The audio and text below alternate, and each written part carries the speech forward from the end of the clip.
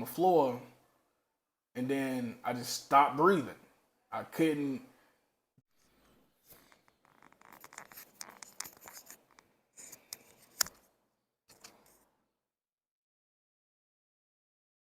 Hey, what's going down? I know it's been a cool little minute. What's going down? I know it's been a cool little minute, but hear me out on this. It's been a whole lot going on, and I got to get y'all all caught up on it. So, back in September, what ended up happening was, one second. Back in September, what ended up happening was I had an accident where I ended up tearing some tendons and ligaments in my ankle. And so initially, when it happened, I didn't too much. How can I put it? I didn't too much put too much thought into it because I've tore up my knees, ankles, and different things like that. But this time it was actually serious, and so I ended up going home. When I had my injury, I left my shoes on because I was like, if I take my shoes off, then my ankle's probably gonna swell up if it is bad. It was bad though. I ended up taking my shoe off, and I ended up having a whole bunch of fluid and stuff in my ankle all the way up to my knee, and my leg ended up becoming 2 times the size of my opposite leg. So I hit up my clinic and I was like, hey, had a little situation, I need to come and holler at y'all. So I went in, and as soon as I get through the door, Jen talking about, man, you was on another motorcycle, wasn't you? I was like, no, no, no. This time I wasn't even on the motorcycle. I was about to go get in an Uber, and I wasn't even paying attention about where I was walking and what I was doing because I was looking at my phone. And that's how the accident happened. So they sent me to go get some imaging and everything done. And thank God I got insurance because my Dominican Humano insurance, they covered that. No issue. Everything was good. Nothing, no bones were broken, but the tendons and the ligaments around the area was torn up real bad. So that's what caused a lot of the swelling. So I had a whole bunch of downtime. Then a couple of weeks after that situation happened, I was in the gym and ended up putting up. I ended up putting. I was trying to lift too much weight, and the weight fell on my wrist and tore up some of the. I'm trying to figure out the best way to explain it, but the area in my wrist right here, it tore up whatever type of tendons is right here. It tore those up. So then I go back to my clinic and they like, man, what are you doing? What are you doing? What you got going on, dude? There ain't no way. They was like, man, you done been here for 2 years. You ain't never had no injury, man. What is going on? So then they look at that insurance cover. Then one day I end up starting my 30-day fast, and I was only doing water fast for 30 days. I wasn't eating any type of solid foods, or anything, just water and lemon and some sea salt. Well, while I was on the fast, within I was only on there for 10 days, and I was drinking this drink called Waterloo. Now, I had no idea that the ingredients that was in the drink I couldn't metabolize, and so I had an allergic reaction to it. What ended up happening is because I was drinking so much of it in a short period of time and not eating solid foods, the artificials kind of like gathered in my kidneys. And so by the 10th day of me drinking it, I was I was feeling real bad, but I thought that it was just muscle pains in my back. I've never had any type of issues or anything like that, so that's what I initially thought it was. And then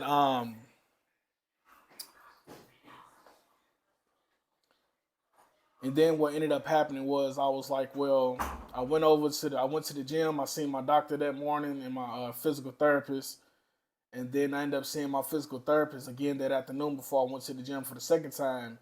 And she was like, "Man, are you sure you alright? You don't really look the same how you usually do, you know, just any regular day." And I'm like, "Yeah, I'm cool. It's just some muscle pains." But if y'all can tell from my other videos by just looking at my face, you can see all the inflammation and swelling I've had because my face is a lot more puffy and my nose and around my eyes area are real. It looks like I'm holding a whole lot more water weight and stuff in my face and in my upper body. But that's just because of all the different injuries I had over a short period of time, and I had to be end up getting sick. So I seen my physical therapist when I went to the gym that second time, and she was concerned, and I was like, "Nah, it's cool. I'm straight. I always have real bad pains and muscles because I always go to the gym. I've been going to the gym 2 times a day for like maybe the last year. It's just I like doing it because it helps me, maintain weight and keep it down. But anyways, I get home and my stylist she come through. She come through to do the kids' hair and stuff, and we chilling. And I'm in my room standing. She come in. She's talking to me. She's like, "Man, you sure you alright? You looking kind of your skin, you look kind of different. You know what I'm saying?" She's like, "You talking different. You don't look right." She's like, "You sure you okay? Cause I think you need to go to the hospital because something seems a little different." And I'm not understanding what's different. So I was like, "Man, my back is just, I think I just tore some muscle in my back hurt." And she was like, "Why don't you try laying down on the floor or whatnot?" So I tried to lay down on the floor, and then I just stopped breathing.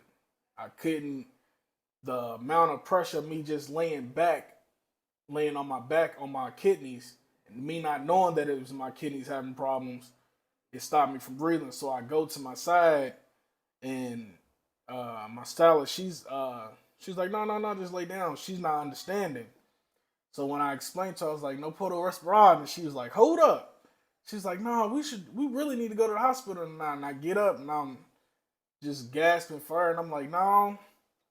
It's like, "No, maybe it's just I tore." She was like, "No, you ain't tore anything."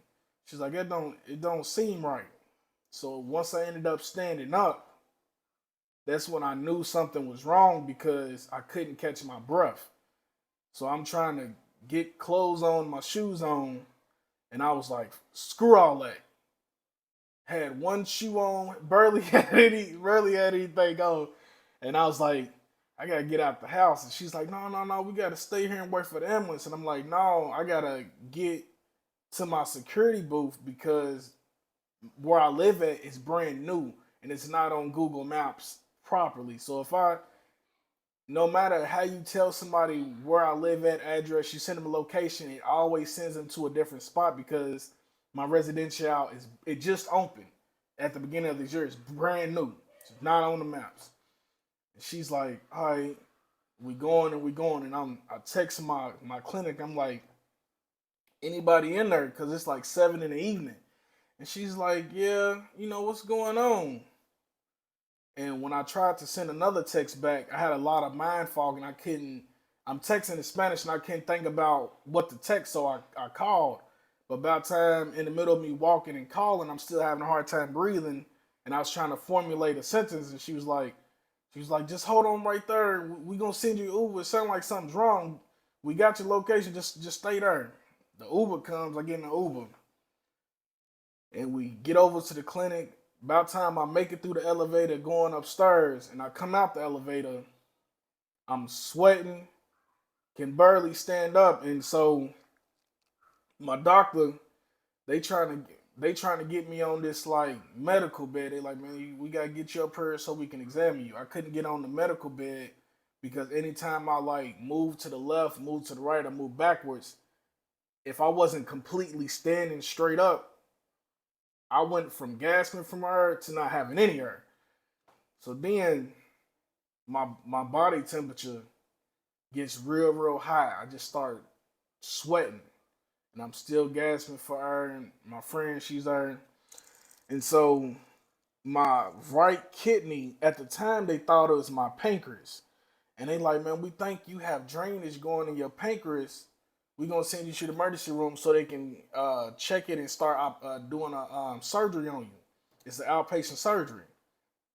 And so they call up the ambulance. They're like, "We're gonna call the ambulance. We're gonna go outside and we're gonna wait for them. Stay in the office or whatnot, and try to lay down." But they didn't understand was that it was more difficult for me to sit down or to lay down than it was for me to stand. And in my mind, I was sitting there and I kept telling him, I said, look, I said, I gotta keep standing because if I fall over, no one's gonna be able to pick me up. And the elevator to go up to my clinic is trying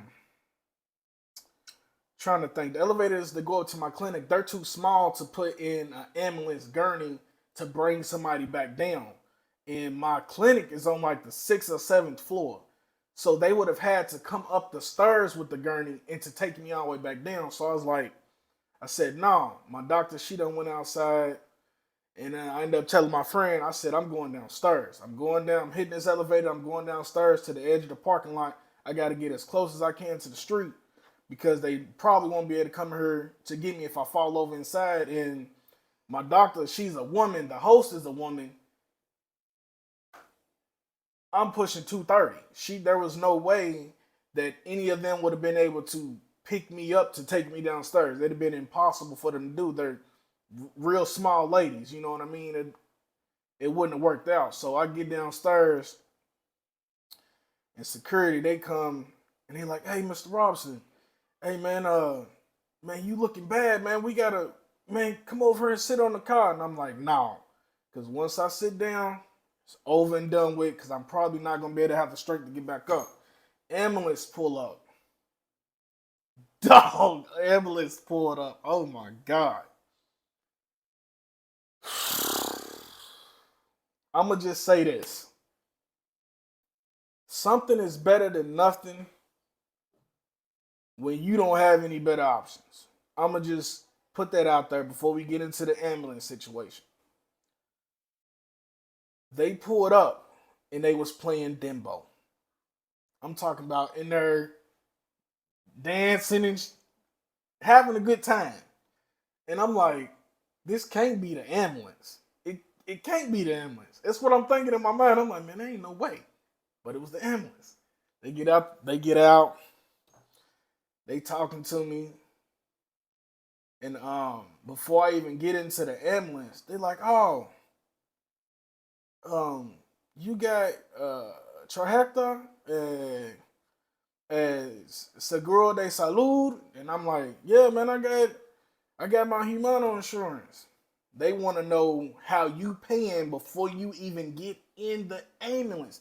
Before they even ask you your name, they asking how you pay. It don't, dog. It's, oh my God. It does not matter. I kid you not. It does not matter if you have a detached limb. They gonna ask you how you paying for this. Straight up. Don't matter what's going on. How you paying for this? Cause ain't nothing over here free for any foreigners. And God, and especially if you an American, you paying up front. They not doing anything for free. So they get all of that, and then they sitting there and they like, well, what hospital you want to go to? And I'm like, what hospital I want to go to? Hell, take me to anyone. I got insurance. Take me to anyone. And the reason why they ask that is because people who have insurance, private insurance here, they typically go to private hospitals where they can get better service and better care. But I didn't know about any private hospitals at the time. Like I said, I was going through some things. My mind wasn't there. So they taking me to a public hospital. Boy, boy. Lord Jesus. Man, if y'all, for anybody who's ever lived in LA, they know about Martin Luther King Hospital. They call it Killer King Hospital. People think that hospital has they think that hospital's off the chain. Well, let me tell you about Dominican public hospitals. Let me tell you something, boy. It's gonna be a million people in there from all walks of life. They don't have rooms. They just got curtains and they got beds that separate people. And if you ain't got no insurance, you're gonna be just kind of hanging out in the hallway.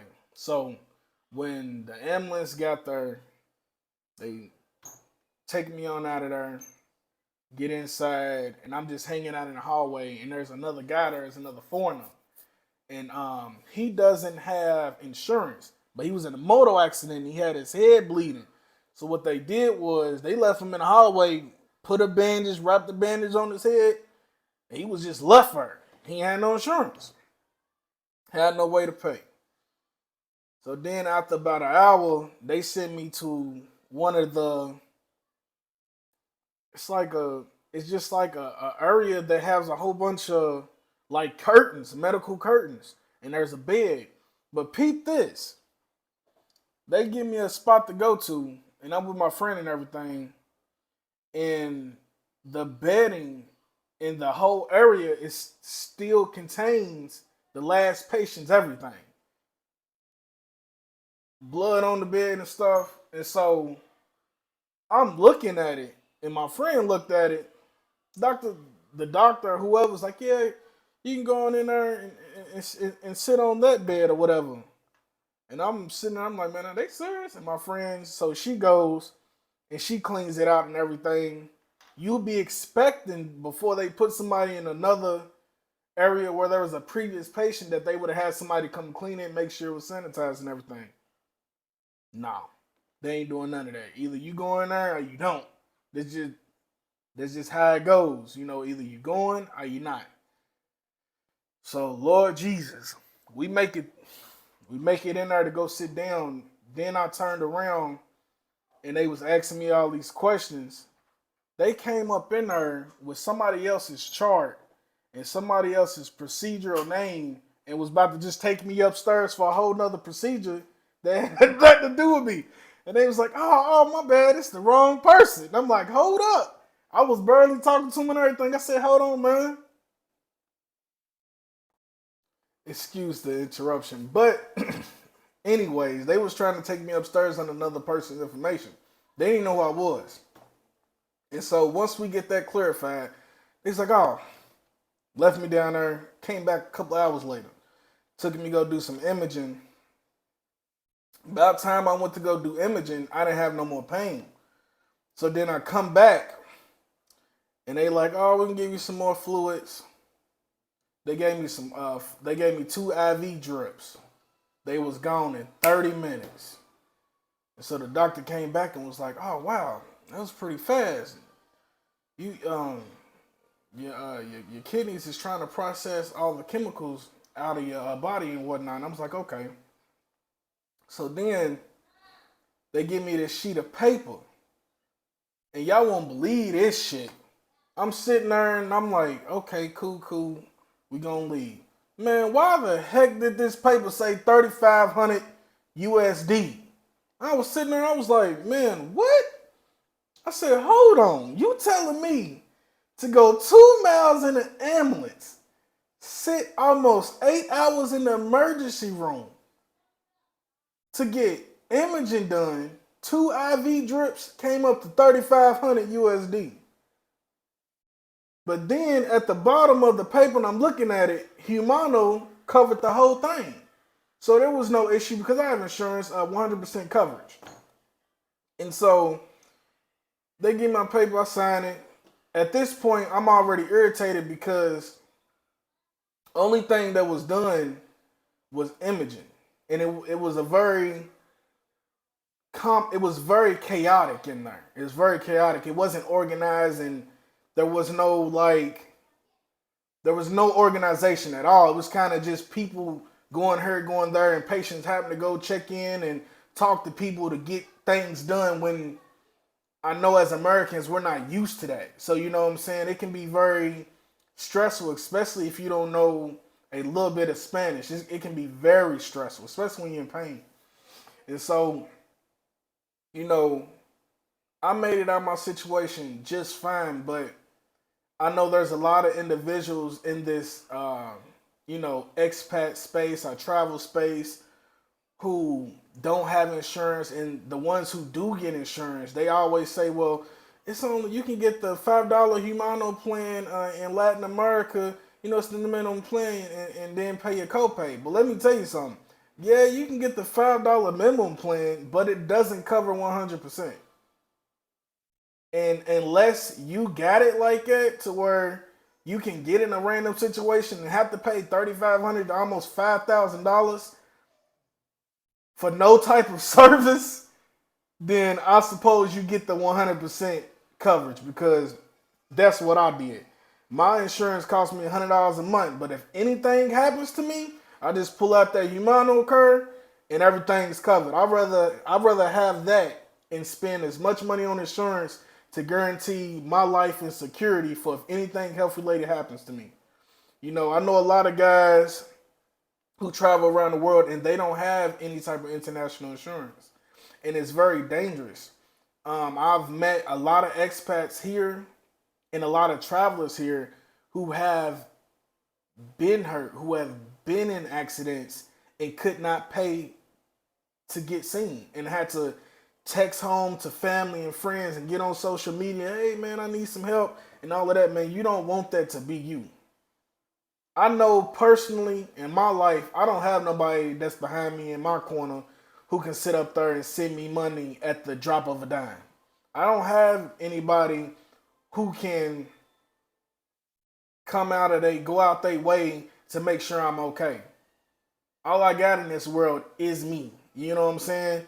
And if you the type of person who's in the same predicament or situation like me, make sure you get the best insurance coverage, international coverage that you can and that you can pay for. Go all out. Because if anything happens to you, you're going to want to make sure you have good care. That's the truth. Don't take any chances with your life trying to save some money and, oh, I'm not going to need it. Oh, I got $500. Oh, I got this saved up. I'm going to tell you right now, when that situation happened to me, I didn't have $3,500 to give at all. I can't come up with $3,500 to pay an emergency bill. I don't know anybody who even got $3,500 right now. Let's be honest.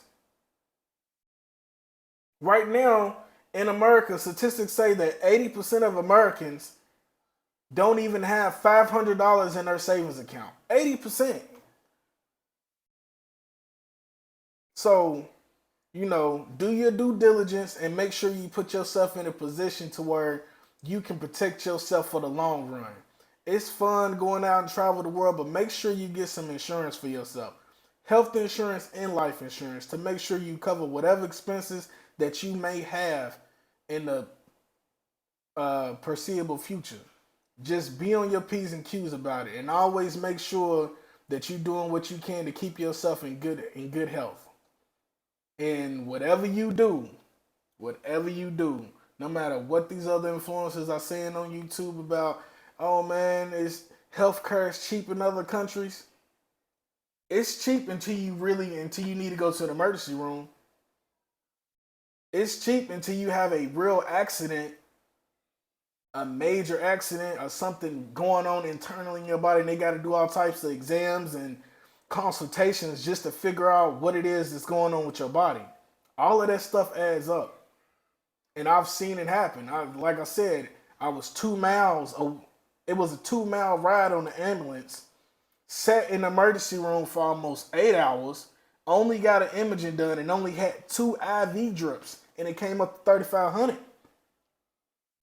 So don't hang yourself out there to dry and take any chances. Make sure you get your insurance and make sure that you have something that can protect you and keep you secured. Do not rely on anybody. Don't be, oh, well, I got my mom, got my dad. Who knows if you're going to even have a phone if you get sick, if something happens. Who knows? Anything can happen in this world. You know what I mean? So make sure you get that insurance. Keep yourself together. Eat good. Drink your water, man. Seriously. Because it ain't no joke out here. And whatever you do, please don't be traveling and moving to these countries without knowing the healthcare system and not knowing what type of insurance is going to be working for you. Because I know a lot of people who come over here with American insurance and thinking that they can use Medicare, Tricare, what's that other one? Blue Shield. they think they can use that in these other countries, and these other countries do not recognize them. But what end up happening is that when you do go to these other countries and let's say you pay for a bill, you can send it to your insurance company to refund it. Yes, but that's after you done paid. So make sure you get it together and get that insurance, man. From me to you, get it together and don't take no chances. And I'll catch y'all on the next one. My name is Dea Dia.